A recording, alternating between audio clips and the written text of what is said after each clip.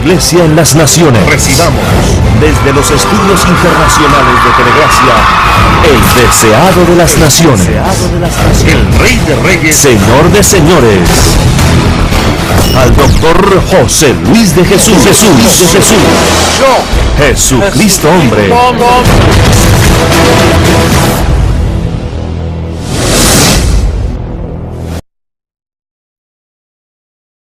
Con toda bendición espiritual. Un gozo estar de nuevo con ustedes, manifestando este conocimiento maravilloso, la ciencia de la gracia. Ese es el tema de hoy, la ciencia de la gracia. La falsa ciencia era la ley. Y hemos comprendido que cuando Pablo habla de la falsa ciencia, estaba hablando de los conceptos de Moisés. Así que hubo una vez en Juan 16, 29, que los discípulos le dijeron sus discípulos: he aquí, ahora hablas claramente y ninguna alegoría dices. Pues hoy vamos a hablar claramente. Yo diría que esto es un buen estudio para la prensa, para los teólogos, para los que nos investigan. Hoy vamos a hablar la administración de esa ciencia, cómo toma lugar, cómo se manifestó en aquel tiempo y cómo se manifiesta en estos tiempos. Vamos a comenzar en Efesios capítulo 3, que estuvimos dando un poco de lectura a este libro la semana pasada. En Efesios capítulo 3, del verso 1 al 3 dice: por esta causa yo, Pablo, prisionero de Cristo Jesús por vosotros los gentiles. Prisionero de Cristo Jesús por vosotros los gentiles. Es específico porque no era prisionero por los judíos, sino por los gentiles, porque a los gentiles es que se les dio esta verdadera ciencia, la ciencia de la gracia. Entonces él dice: si es que habéis oído de la administración de la gracia de Dios que me fue dada para con vosotros. O sea, si ustedes han oído, porque había mucho impedimento para que se descubriera que a Pablo se le había dado ese conocimiento. Y él dice que por revelación me fue declarado el misterio, como antes lo he escrito brevemente. O sea que la ciencia de la gracia dice ahí que es una revelación. Se lo revelaron. No lo aprendió de hombre alguno, no lo aprendió de sus antepasados o los que llegaron antes que él. No lo aprendió de los apóstoles. Solo dice que por revelación, una vez comienza el nuevo pacto, una vez Cristo muere y resucita, dice Pablo que pasa un tiempo, se manifiesta la mentira de la circuncisión, aparece Pablo en el panorama y ahí comienza el misterio de la ciencia que le fue dada a Pablo por revelación. Él también dice en Gálatas 1:11, Gálatas 1:11 dice: mas os hago saber, hermanos, que el evangelio anunciado por mí no es según hombre, pues yo ni lo recibí ni lo aprendí de hombre alguno, sino por revelación de Jesucristo. Quiere decir, aquí hay una ciencia, hay un misterio revelado que para el nuevo pacto la gente pensó que la manifestación apostólica de los apóstoles anteriores es donde comenzó el cristianismo.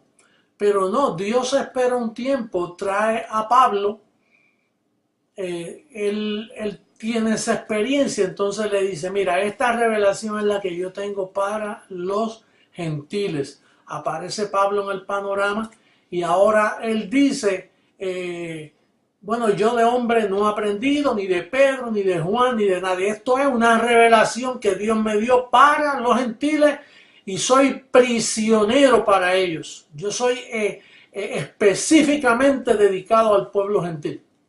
Este es el misterio que Dios predestinó desde antes de los tiempos de los siglos para presentar esta gracia a nosotros los gentiles. Y debemos aprovecharla.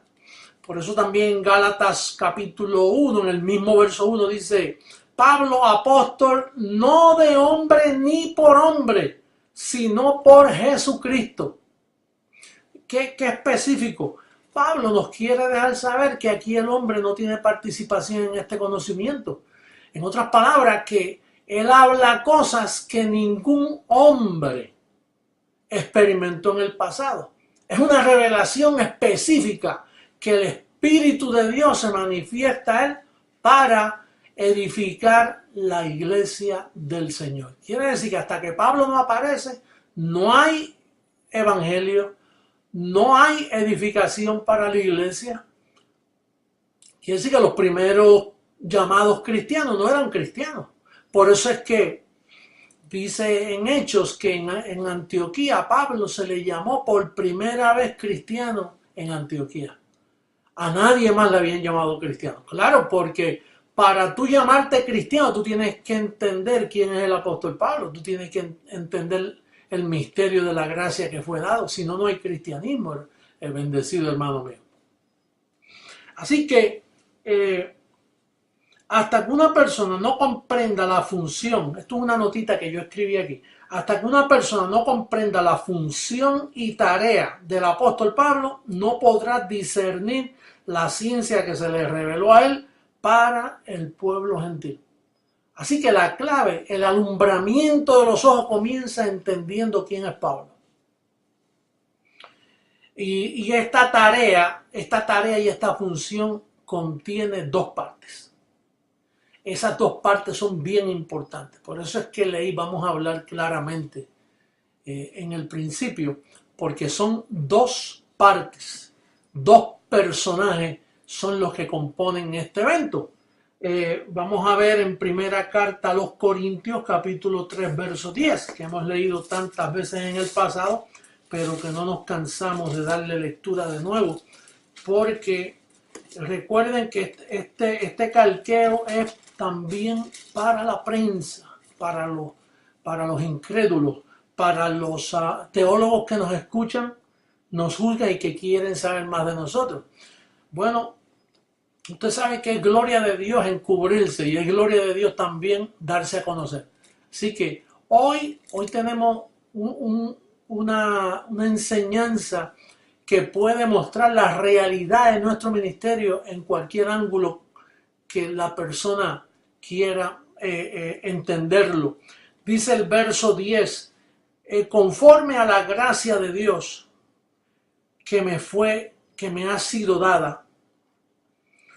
Eso es lo que acabamos de leer, que él dice, esta gracia que me fue dada para vosotros los gentiles, en Efesios 3:1. Entonces esa gracia que le fue dada, ahora él vuelve y lo repite aquí, dice, conforme a la gracia de Dios que me ha sido dada, yo como perito arquitecto puse el fundamento y otro edifique encima. Entonces quiere decir que para comprender el misterio que estuvo oculto, hay que comprender a Pablo y ese personaje, ese otro que él no le puso nombre. Él dice, otro edifique encima. Y luego él nos dice que ese otro que edifique encima tiene que ser encima de lo que él dejó. No puede ser a la orilla, ni a los lados, ni parecido. Tiene que ser exactamente, tenía que venir un calcador. Por eso nosotros le llamamos el calqueo. Es una persona que venía a calcar. O sea, venía encima. Usted ha notado cuando usted quiere hacer un dibujo de un mapa y no sabe hacerlo, lo pone encima con un papel celofán y lo traza, va poquito a poco para que le quede igual, para que tenga las mismas medidas. Pues ese otro personaje tenía que venir a edificar exactamente como estaba escrito por el apóstol Pablo. Por eso es que en Romanos 2:16 él especifica y él dice que él juzgará Él juzgará en el día en que Dios juzgará a los hombres conforme a mi evangelio. Esa es la clave. Cualquiera que quiera descubrir si yo estoy haciendo el trabajo de apóstol, lo que tiene que hacer es observar, mirar las enseñanzas, a ver si yo me salgo de encima de ese fundamento que Pablo dejó.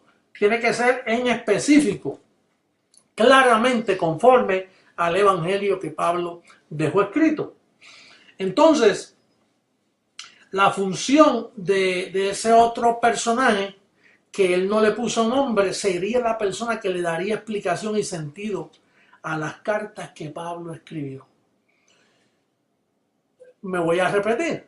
La función de ese otro personaje, que él no le puso nombre, le dice otro, pero no se sabe quién es ese otro. Dice, sería la persona que le daría explicación y sentido a las cartas que el apóstol Pablo nos escribió, que son 14 cartas. Ahí donde está el misterio. El Nuevo Testamento no está de Mateo a Hechos, y menos de Santiago a Apocalipsis. El Nuevo Testamento está en un misterio. Es algo revelado. Ningún hombre pudo enseñarlo. Pablo dice que de hombre alguno no lo aprendí. Entonces, bien importante tener eso bien claro. Estos son instrucciones que hay que tener cuidado para no entrar en la diversidad doctrinal que entraron todas las religiones en este mundo. Ahora entendemos la razón que cuando a Pablo le hacían pregunta, Pablo, ¿por qué los apóstoles están teniendo más éxito que tú? ¿Por qué ellos difieren tanto de ti? ¿Por qué el judaísmo es más fuerte que el cristianismo que tú predicas? Y entonces Pablo se veía obligado a decir lo que él leyó allá en 1 Corintios 4:5. Mira lo que él dice. Dice, así que no juzguéis nada antes de tiempo, hasta que venga el Señor. Ese es el otro personaje. Él dijo, otro edificará, y ahora lo destapa aquí, lo revela. Dice, miren, yo les voy a sonar. Yo no entiendo por qué los apóstoles me han hecho tanto daño. Yo no entiendo por qué el evangelio de la circuncisión, que terminó cuando Cristo murió, yo no entiendo por qué Papá Dios permitió que los apóstoles predicaran un tiempo, entonces viene la conversión mía más tarde. Yo no sé por qué el Señor no me trajo antes de que Él muriera para yo estar seguro que lo único que se iba a predicar era lo que yo recibí. Yo no entiendo por qué Dios no les tapó la boca antes de tiempo. Hay muchas cosas que yo no entiendo, pero mira, no juzguéis nada. Vamos a leer el verso de nuevo. No juzguéis, diga nada antes de tiempo. Quiere decir que hay un tiempo que se va a poder juzgar todo, hasta que venga el Señor. Esa es la espera. Bueno, fíjate si es así, que Pablo creía que el Señor ya estaba a las puertas porque él estaba desesperado. ¿Cómo es posible que me revele esto a mí y vaya a tardar 2000 años? Yo estoy seguro que Pablo ahora en la nube de testigos me observa a mí enseñando y explicando estos misterios, y él diría, guau, ¿qué pensaba yo que iba a tomar tanto tiempo? 2000 años de apostasía, 2000 años de diversidad doctrinal, donde todo lo que él escribió no se entendió. Bueno, y él lo resolvía así: no juzguéis nada. Mira, yo no puedo. Yo vine aquí a poner un fundamento y otro edifica encima. Pero Pablo, tú no vas a comenzar una iglesia. No puedo. La presión que tengo de parte del judaísmo actual es demasiado difícil establecerlo. O es difícil o es que Dios no quiere todavía. Así que por lo tanto no juzguéis nada antes de tiempo. Dejen eso así hasta que venga el Señor. Ahora, cuando venga el Señor, Él va a explicar todo. Y Él aclarará. Y Él va a definir las intenciones de los corazones. Y Él le dará recompensa a cada uno, incluyéndome a mí, dijo Pablo. El juez justo me dará recompensa en aquel día, porque hasta ahora no se sabe las intenciones. Yo no puedo explicarlo. Tiene que venir Él y explicarlo. Entonces, esa diversidad doctrinal comenzó allí. Allí fue que comenzaron las interpretaciones. La de Pablo, que el deseo de él era que habláramos toda una misma cosa, no se pudo lograr. Lo que había era una diversidad tremenda. Bueno, entonces, cuando viniera ese otro, él aclararía. Dice, cuando venga el Señor, él va a aclarar todo, lo va a aclarar. Entonces, por eso Romanos 7:4 fue aclarado. Hemos leído esto, pero voy a explicarlo brevemente. Romanos 7:4 dice que así también vosotros, hermanos míos, habéis muerto a la ley para que seáis de otro. Perdón, habéis muerto a la ley mediante la muerte de Jesucristo para que seáis de otro, del que resucitó de los muertos, a fin de que llevemos fruto para Dios. Eso nunca se había explicado en 2000 años. Ese ha sido el trabajo mío, explicar esos misterios. Y ya nosotros pertenecemos al otro, no a Jesús de Nazaret, porque Jesús de Nazaret representaba la falsa ciencia. Él le dio cumplimiento, no que él era falso, él le dio cumplimiento a esa falsa ciencia para que entrara la otra ciencia. Por eso es que en Romanos 15:8 dice que Jesús de Nazaret fue siervo de la circuncisión para mostrar la verdad de Dios, que era la incircuncisión. Bien importante eso, Romanos 15:8. Dice que él fue siervo de la circuncisión para mostrar la verdad de Dios. En otras palabras, el evangelio de la incircuncisión. Y también se manifestó los rudimentos de la doctrina, Hebreos 6:1. Dejando ya, podemos leerlo, dejando ya los rudimentos de la doctrina de Cristo, vamos adelante a la perfección, no echando otra vez el fundamento de obras muertas de la fe en Dios, de la doctrina de bautismo, de imposición de manos, todas esas cosas que hacen los evangélicos de hoy. Pues eso había que dejarlo para aquel tiempo. Pero aún Pablo escribiéndolo no se entendió. Tenía que venir el Señor para explicarlo.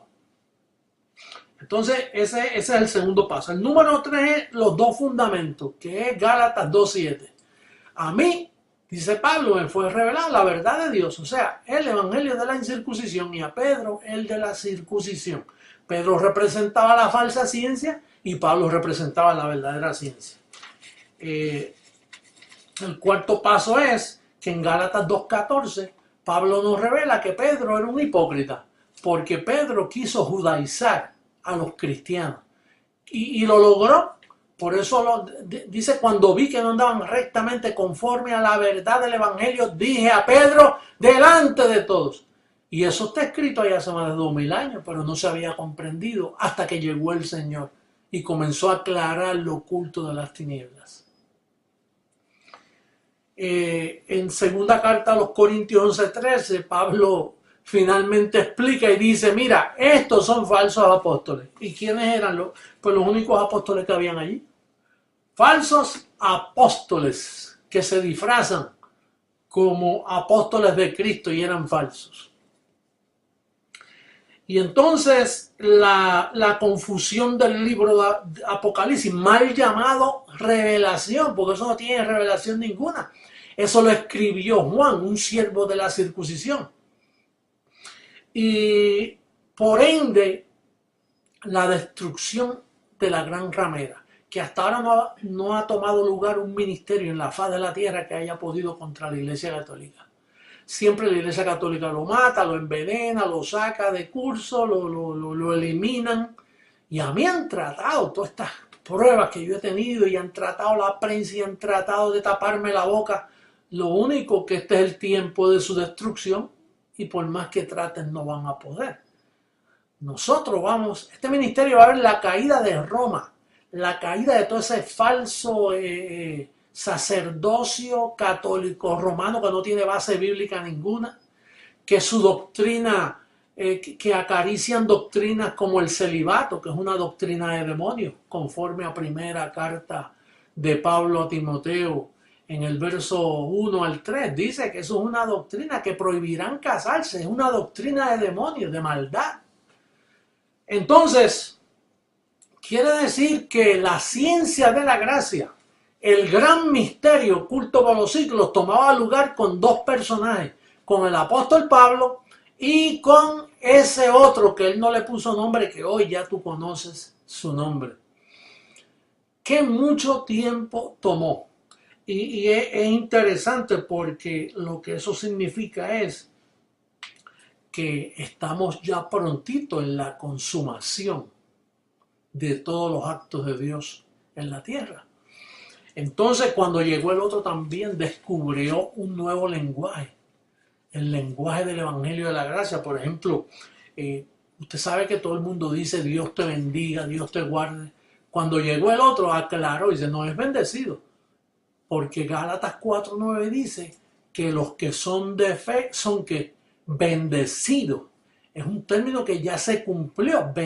Dios te bendiga es futuro. Bendecido. Además, Dios te bendiga era una palabra de la falsa ciencia, que Moisés fue quien dijo que Jehová te bendiga. Cristo nos bendijo con toda bendición, conforme a Efesios capítulo 1, verso 3. Entonces, también aprendimos que no se dice aleluya. Eso Pablo fue el único que escribió. Dice que el Espíritu que mora ahora en nosotros, debemos buscarlo en Romanos 8, ya te daré el verso más tarde, pero que el Espíritu que mora en nosotros, dice, clama, Abba Padre, no clama aleluya, y usted sabe que aleluya lo dicen todas las religiones, menos creciendo en gracia. Eso es una mala palabra, eso es una palabra obscena en nuestro ministerio, eso es una palabra que no se puede decir por causa de los ángeles y por causa de la verdad escrita. Pero un ángel te escucha diciendo aleluya y te escucha diciendo Dios te bendiga. Tú puedes estar seguro que ese ángel a ti no te sirve. Ese ángel no te va a dar servicio, no te va a dar audiencia a tu confesión. El término no lo recibo. Ese es un término con un poder espiritual tremendo. Cuando alguien te dice, mira, tu mamá fue diabética y tú también vas a ser diabético. No, yo no recibo eso, perdón. Yo anulo esa confesión. Eso es otra palabra que hemos aprendido. También el recibe sin límites. No hay límites, recibe sin límite, bendecido. Si por un vaso de agua había recompensa, dijo Jesús de Nazaret, y en la medida del evangelio de la circuncisión, dice que recibía al 100 por 1. Imagínate en el evangelio de la incircuncisión. ¿Cuánto más? Y también lo otro es la cobertura angelical, el servicio de los ángeles. Hebreos 1:14 dice, ¿no son todos estos espíritus ministradores a favor de los herederos de la salvación? Eso no, ningún ministerio hablaba de ángeles. Solo cuando venga el Señor, Él aclarará todo lo oculto de las tinieblas. Porque la iglesia estuvo en tinieblas hasta los otros días, hasta la aparición mía estuvo en tinieblas. No se conocían estas grandes verdades. Así que ya entrando en la consumación, con el permiso, una tacita aquí que estoy buscando, el bendecido que me la regaló, no sé quién fue, pero el que fue bendecido recibe sin límite. Entrando en la conclusión, esta confesión, vamos a leer a Hebreos capítulo 3, verso 1. En Hebreos capítulo 3, verso 1, el apóstol dice que cuando llegara ese otro se le conocería como apóstol. Dice, por lo tanto, hermanos míos, participantes del llamamiento celestial, considerad al apóstol y sumo sacerdote de nuestra profesión, Cristo Jesús.